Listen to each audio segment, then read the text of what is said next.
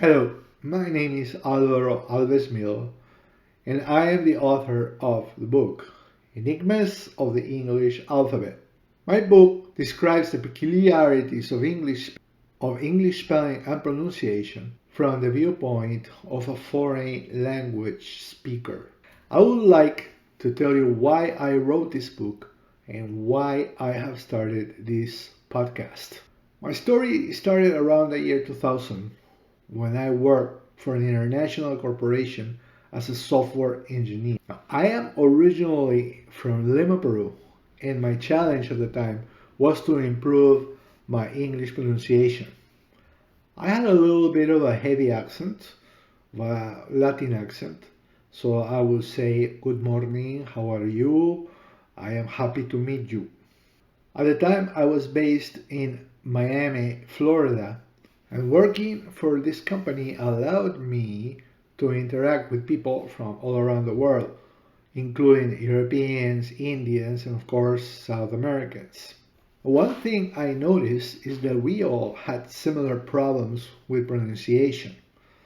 There was usually hesitation, difficulty, or some sort of struggle to speak.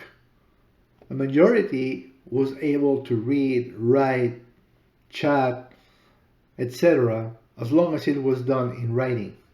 But speaking was a bigger challenge. Now, I was in Philadelphia on assignment, and this was a great place to get immersed in English. Miami has a huge number of people who speak Spanish, so it was not easy to get immersed in English as it was in Philadelphia. So I was doing a little tourism downtown Philadelphia, and I went to the reading terminal or the reading market. So I wanted to visit the reading railroad. If you played Monopoly, you will remember there were four railroads, and one of them was the reading railroad. At least that's what I thought. So I asked someone, "Where is the reading railroad?" And this person, he looked at me half with amusement and half with pity a little bit, and with some sympathy, and told me, "It is not reading, it is reading. It is the Reading Railroad." But this was a little shock for me. So I asked him, "Why?" All my life, reading has been Reading, has been pronounced reading. Why would this be reading? And he replied, "I don't know, but that is the way it is." Now, this really surprised me. At that time, I thought English must have spelling rules, which were probably very complex, and I didn't know them. So I decided to learn these rules, as I was tired of being corrected or not being able to pronounce words, especially new words that I knew because there were Latin words that were similar to Spanish, but I was not able to pronounce them in the same way that a native speaker would pronounce it. There's also a situation which happens when you don't have the correct terms defined for a subject, and I did not have all the correct terms defined for English reading. When you don't know all the rules or all the definitions, you tend to get into a situation, you get into a doubt, you get several phenomena that can happen to you. This has been studied elsewhere much better, but I'm just pointing out that there is a situation that can sometimes involve physical reactions on a person when you don't understand a symbol or a word. So I looked at courses in universities, but none of them seem to explain my doubts and answer my questions about spelling. They only included a lot of audiovisual aids, but none of them explain what spelling rules were applied. I was able to reach the pronunciation editor at the Merriam-Webster dictionary, which is one of the major dictionaries in English, and I asked him how the spelling and pronunciation of words was determined in the English language. Well, he told me that there are really no rules and no books explaining this relationship. and they just follow the general pronunciation of native speakers independently of how they are written. Now, that to me was really a shock. I did not expect this situation.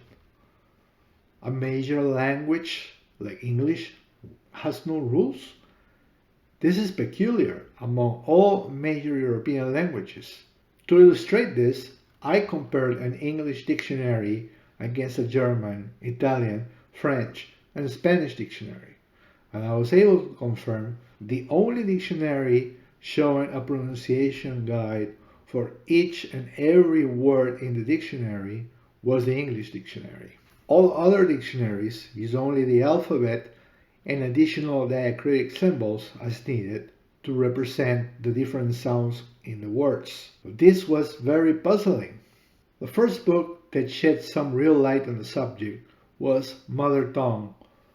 Actually, the full title is The Mother Tongue, English and How It Got That Way by Bill Bryson. He describes many of the inconsistencies of English, and he seems to accept the situation. But sometimes he talks about inconsistencies of English that are actually shared with other languages.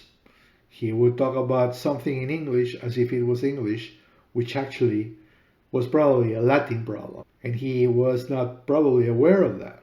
However, he did explain a few things, such as the use of the schwa and the way that English varied during the Great Vowel Shift, and many others that actually helped me a lot.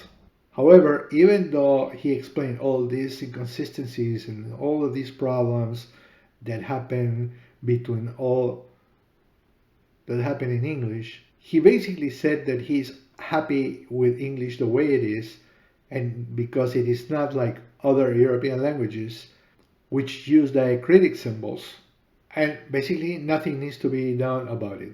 So he talks about a problem, he says it is a problem, and then he says it's not really a problem. Unfortunately, this viewpoint perpetuates these problems. Normally, for me as a foreign language speaker, this wouldn't really affect me.